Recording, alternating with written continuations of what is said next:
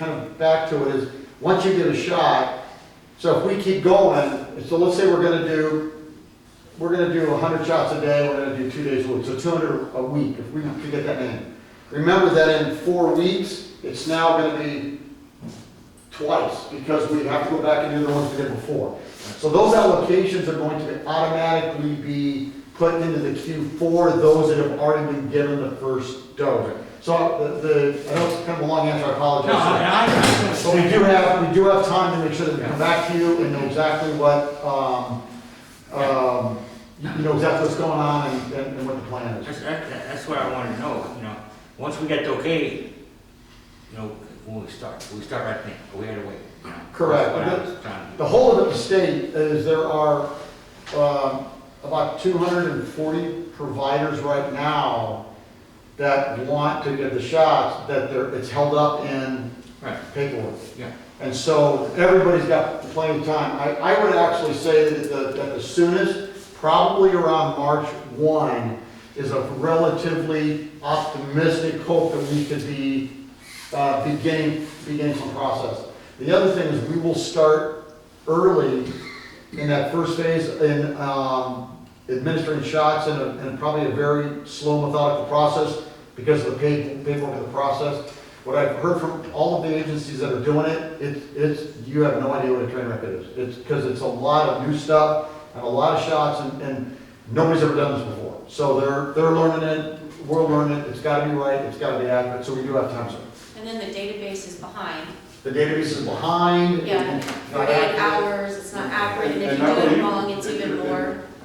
Tell me if I'm wrong, but they're gonna wanna know if we have the personnel to accomplish that feat That's correct. So in place. And here again, that's gonna take funding also. Right, which is why if the funding is secured, there won't be an issue necessarily with the manpower because the funding is available to bring extra personnel in. Right. But then also, it wouldn't necessarily just be for Kirby residents Right. if that happened. So there would be other, you know, being able to come to a central location, you know, in the community. one of the things I've worked with our partner fire chiefs in this region, literally always touch us. And so what we're gonna do is, because I'm very Italian, it's, you know, come see, come sa, you give, you get. And so what will happen is if it takes 8 or 10 providers to man and staff this process per day, we'll be reaching out to our other partners to bring people in to be able to do it at this location. The next week, it may be at Fire Station 3 in Converse. And the week after that, it's gonna be at another place. So this is gonna be what I'm a fan of providing a consortium so everybody can win to get us to where we need to be. So if today is Thursday, January the 14th of 2020, and your last day, 21, excuse me, and your last day, sir, is? The 24th, yes, ma'am. The 24th. So who is going to continue to push this program to set us ahead after you leave us? Well, I've been working with the three shift captains, and so they are, for those that know, I know certainly Ms. Vernon gets it, because everybody knows everything. I am the absolute knucklehead on email.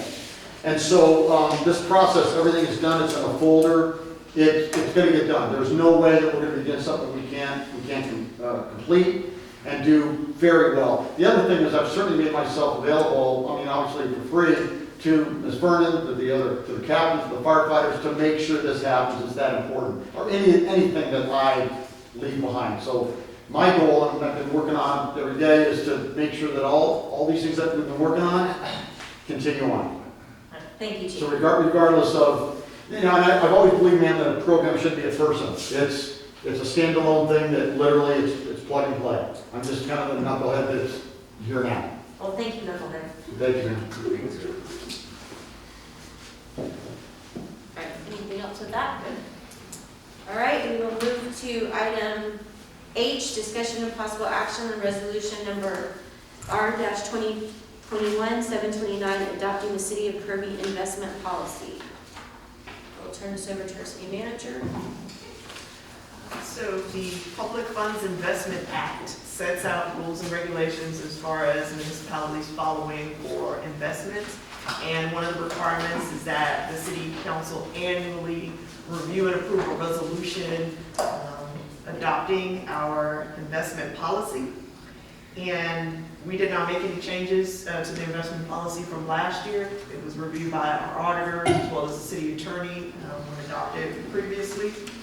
And just the biggest thing to draw your attention to is on page 2 of that policy. It talks about the delegation of responsibility. The council's already done this by a resolution is designated the city manager and the finance director as our investment officers, and providing the responsibility for investment decisions and activities.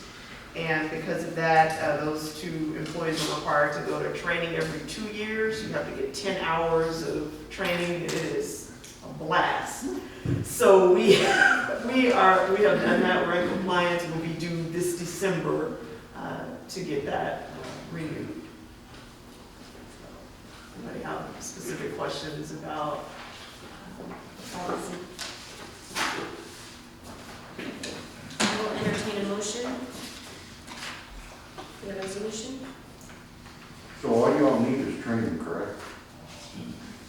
Yes, sir. But that won't come till December. Right, we went in December of 2019, so we Yes, have to go again in 21 every 2 years. Well, I'll make a motion that we adopt resolution R 2021-729, adopting the city of Kirby investment policy.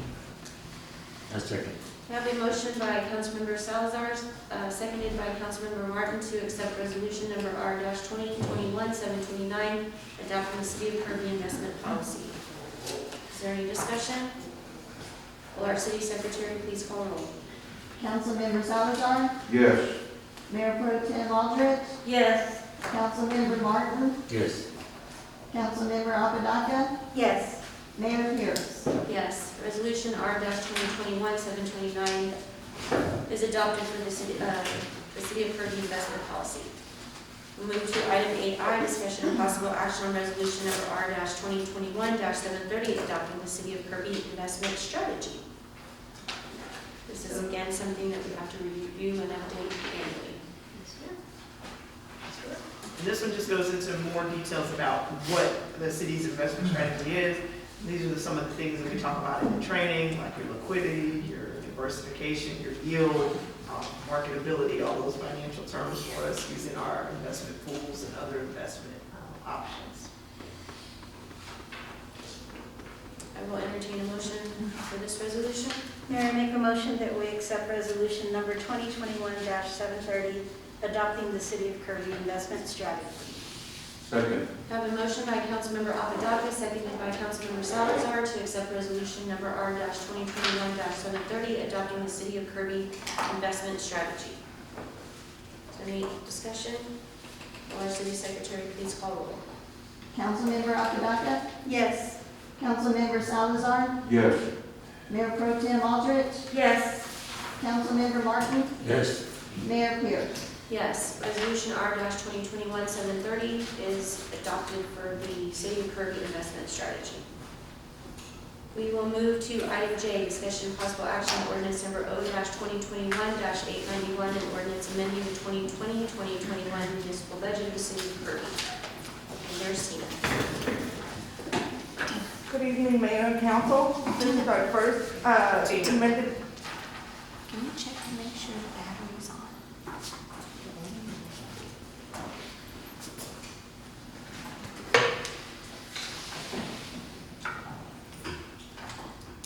We're okay already. Got sprayed too much. We're okay already. Quiet. And most of you only thought I knew about disinfectants. Multitask.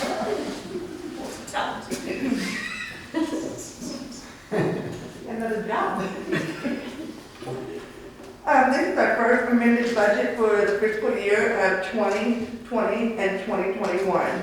We just made some few changes into the general fund and the water fund. I will go over them. The only thing that we made changes into the revenue, excuse me, is the property taxes current City of San Antonio. That's what COSA means, is City of San Antonio. We decreased that by $26,406 to make it more actual. That is the fund that we have to pay the City of San Antonio for 15 years with a 50% value adjustment. Hoping that the MPO project would have been done this last fiscal year. Since it was not, we had to add our MPO project funds back into the revenue. And it has been added by $450,000 to carry over the project. The following expenditures that we have for the city administration, we had to add $626 to the longevity pay. We decreased training and travel by $2,250. And it went to the longevity pay and also the vehicle liability insurance.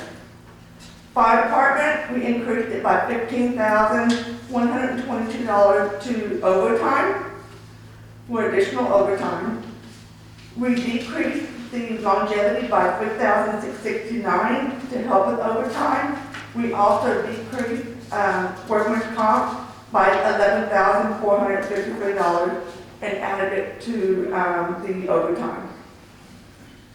Vehicle maintenance was increased by $9,000 for additional maintenance.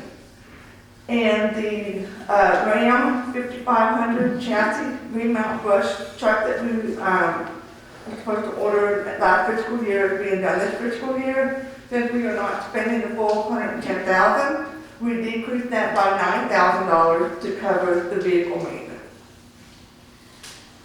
The streets, we added $400,000 to the MPO grant for the Ben Engelman project to finish this project out. On general operation, we increased $9,000 to building maintenance for the tile flooring in the city hall, foyer, council chamber, and conference room. With that being, for vehicle liability insurance, I had to add $1,624 to make it more actual. So with that being said, we had $409,000 increase in expenses